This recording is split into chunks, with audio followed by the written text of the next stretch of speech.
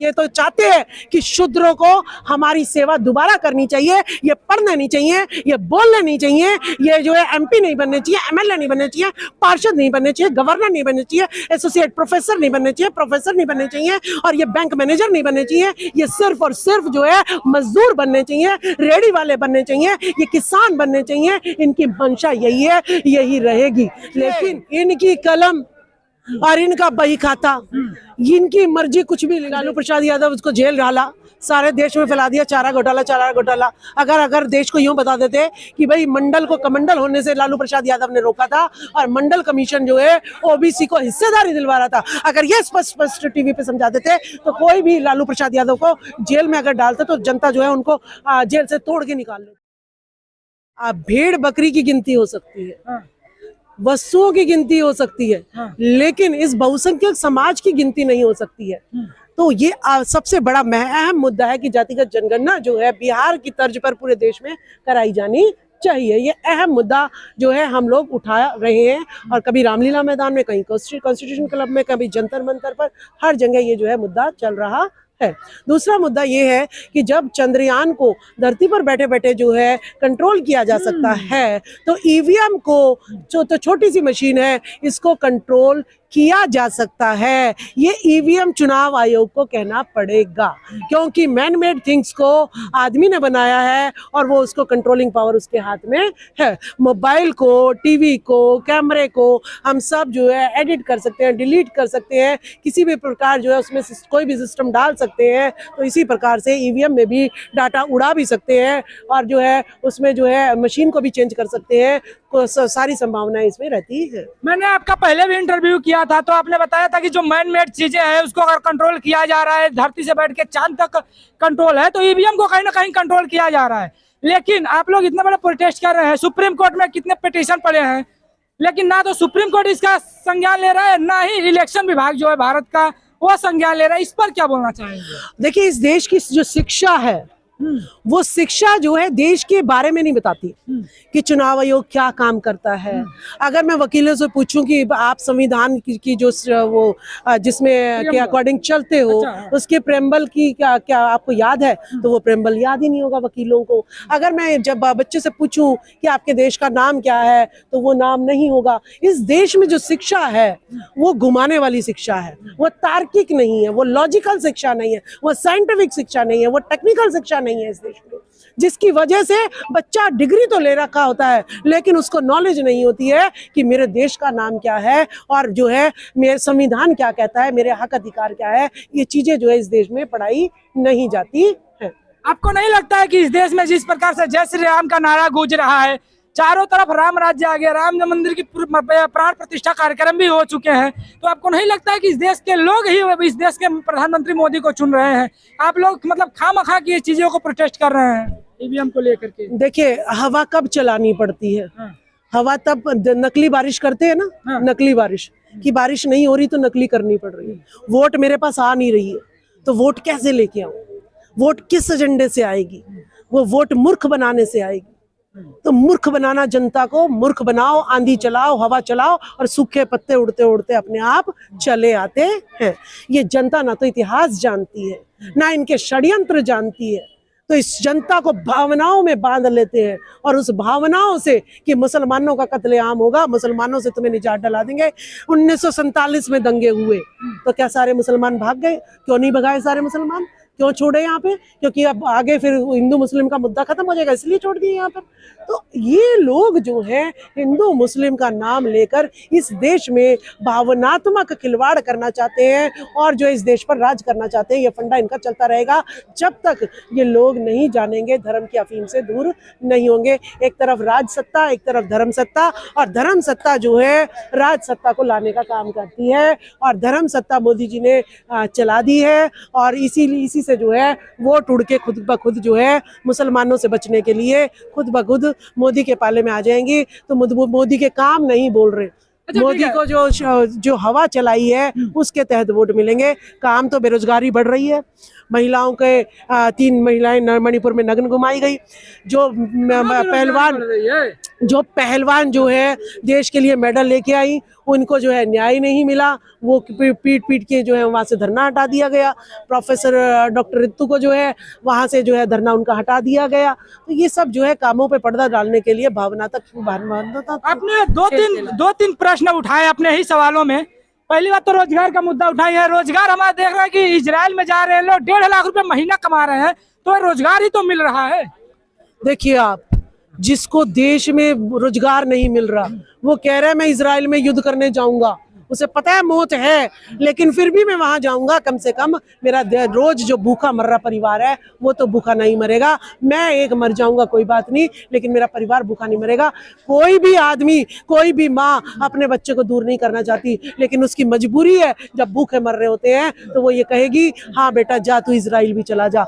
एक तो आप एक तरफ कहते हो कि मुसलमान हमें मार डालेंगे और दूसरी तरफ रोजगार लेने के लिए कहाँ भेज रहे हो हमें। तो ये सरकार की नाकामी दर्शाती है कि अपने देश में जब हमें डॉक्टरी की डिग्री नहीं मिलती तो यूक्रेन जाना पड़ता है, जब हमारे देश में इंजीनियरिंग की डिग्री नहीं मिलती तो हमें चाइना जापान जाना पड़ता है, हमें जो है इजराइल जाना पड़ता है।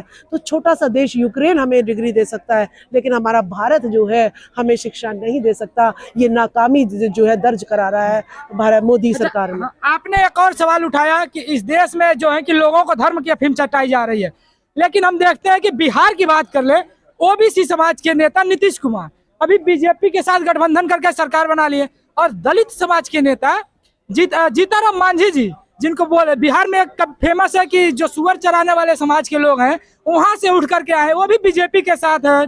चिराग पासवान को देखते हैं, वो भी बीजेपी के साथ हैं। तो क्या आपने नेता जो है SC ST OBC के, वे लोग भी धर्म के अफीम चाटे हुए हैं। देखिए, ये जो है मजबूरी है।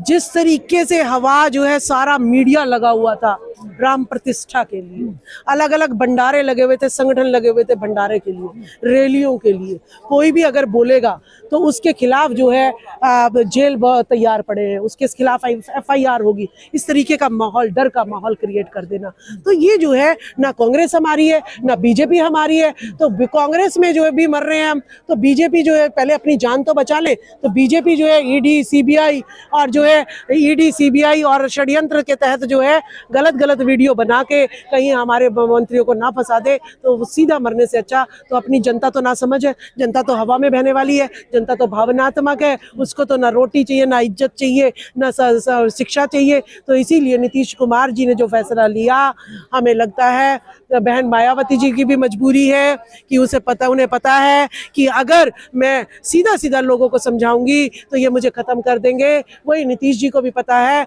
कि अगर मैं खत्म हो गया तो इनकी आवाज उठाने वाला कोई नहीं रहेगा। तो हमारे नेता जो कर रहे हैं वो उन षड्यंत्रों को के तहत जो है अपने आप को बचाए रखना चाहते हैं ताकि जनता की वो सेवा कर सके। लेकिन वहीं लालू यादव है, अखिलेश यादव, ये लोग तो नहीं डर रहे हैं। देखिए, आपको मैं डर क्यों नहीं है? लालू प्रसाद यादव उसको जेल डाला, सारे देश में फैला दिया चारा घोटाला। अगर देश को यूं बता देते कि भाई मंडल को कमंडल होने से लालू प्रसाद यादव ने रोका था और मंडल कमीशन जो है OBC को हिस्सेदारी दिलवा रहा था, अगर ये स्पष्ट टीवी पे समझा देते तो कोई भी लालू प्रसाद यादव को जेल में अगर डालते तो जनता जो है उनको जेल से तोड़ के निकाल लेती। ठीक है, तो नेता क्या करे जब जनता जो है समझ नहीं पा रही है। बिहार में अभी बहुत बड़ी खबर आई है कि कर्पूरी ठाकुर जी को, आपको भी पता होगा, कर्पूरी ठाकुर को भारत रत्न मिला है। बीजेपी हो न हो कहीं ना कहीं दलितों को SC ST का सम्मान तो करती है, क्योंकि हम देखते हैं SC कैटेगरी से और आदिवासी समाज से आने वाले राष्ट्रपति। बीजेपी जो है सम्मान हमारा करती है, मानते कब? जब कर्पूरी फार्मूला लागू करती तब मानते हम। अच्छा, कि भाई हमने कर्पूरी फार्मूला लागू कर दिया है। जिस तरीके से SC ST की MP की MLA की सीट रिजर्व है, अब जो है EBC की भी सीट जो है रिजर्व हो जाएगी। तो ये काम लागू करते तब हम मानते हैं। वो SC ST की सोचते हैं भारत रत्न दे दिया, बस नाम कर दिया और उसके बाद सारी वोट उनको दे दो, सारी अपने हिस्से की नौकरियां दे दो, सारे अपने हिस्से के हक अधिकार दे दो, अपने नाम के सांसद की सीट दे दो, अपने नाम की विधायक की सीट दे दो, अपने नाम की पार्षद की सीट दे दो। बस हम ही सांसद बन जाएं, हम ही विधायक बन जाएं, हम ही पार्षद बन जाएं। बीजेपी ये चाहती है, कांग्रेस ये चाहती है, 10% लोग यही चाहते हैं कि वोट सारी इनकी हमें मिल जाए, सारा शासन प्रशासन पर हम बैठे और जो है बलात्कार हम करें और जेल में इनको सड़ाएं, जो है हम भ्रष्टाचार करें और जेल में इनको सड़ाएं, मेहनत ये करें और इनके धन को हम लूट लें, ये इनकी मंशा हमेशा। अच्छा, एक सेकंड लास्ट क्वेश्चन है, इसके बाद से हम बंद करेंगे। आपने एक वीडियो, आप इस मुद्दे पर अपनी राय रखती हैं, बड़ी बेबाकी से राय रखती हैं, लोग आपको पसंद भी करते हैं, इसलिए पूछ रहे हैं। आपने देखा होगा कि एक वीडियो आया जो राजस्थान से था, उसकी श्योरिटी मैं नहीं दे रहा हूँ कहाँ का था, लेकिन सोशल मीडिया पे बहुत ट्रेंडिंग था। एक महिला थी जो 26 जनवरी के दिन बोल रही थी कि हमारे शिक्षा की देवी सरस्वती नहीं ज्योतिबा बाई फुले हैं, उनकी पूजा होनी चाहिए, लेकिन पूरे गांव वालों ने लामबंद हो गए थे। अब पूरे गांव वालों के विरोध करने के बाद से जब सरस्वती की प्रतिमा लगी, उसके बाद से वो विरोध शांत हुआ। इस पर क्या बोलेंगे? देखिए, मैं जब खुद शिक्षिका थी तो गणतंत्र दिवस पर और स्वतंत्रता दिवस पर जो है 26 जनवरी 15 अगस्त पर स्कूल के पास फंड नहीं होता था, लेकिन जब एनुअल फंक्शन होता था, नाच गाने होने होते थे, तब जो है स्कूल कहता था इतना जो है ड्रेस पर आप और तो प्रोग्राम में लगा सकते हैं। तब मैं सोचती थी ये कैसा देश है जो संविधान जब दिन लागू हो रहा है, हक अधिकार दे रहा है, उसको तो मना नहीं रहे हैं अच्छे से। और इसको और वही काम मोदी जी ने किया। 22 जनवरी को सारे देश ने दीपक जलाए, सारे देश में जो है सारे टीवी चैनल पर राम प्रतिष्ठा चलती रही, सब जगह जो है रैलियां निकली, ले भंडारे बटे, लेकिन 26 जनवरी पर कहीं भी दीपक नहीं जला, 26 जनवरी पर कहीं भी भंडारे नहीं लगे, 26 जनवरी पर कहीं भी जो है संविधान की प्रतियां नहीं पढ़ाई गई। तो इसका मतलब कल भी जो हो रहा था आज भी वही हो रहा है। और मुझे डर है कि अगर मैं भी अगर स्कूल में जो है सावित्रीबाई फुले लगाती तो मुझे जो है केजरीवाल ने 2015 में सस्पेंड किया, वो मुझे जो है उससे पहले ही सस्पेंड कर देते। केजरीवाल ने आपको सस्पेंड किया? अभी आपने संविधान की बात की, लेकिन जो प्रधानमंत्री के आर्थिक सलाहकार विवेक डोबे राय हैं, उन्होंने तो संविधान बदलने को लेकर लेख लिख दिया है।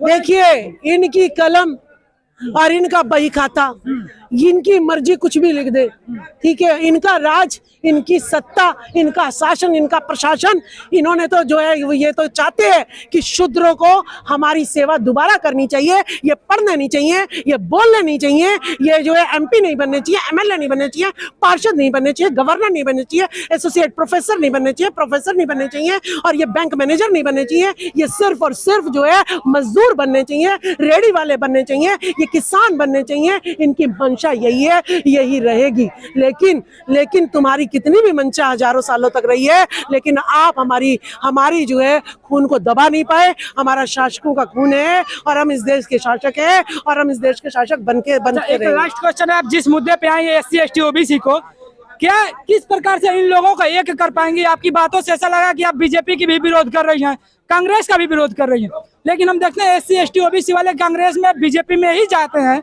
क्या उन दोनों को छोड़ के क्या अपनी एक बना पाएंगे ग्रुप, अपना एक संगठन बना पाएंगे? किस तरह से इकट्ठा होंगे?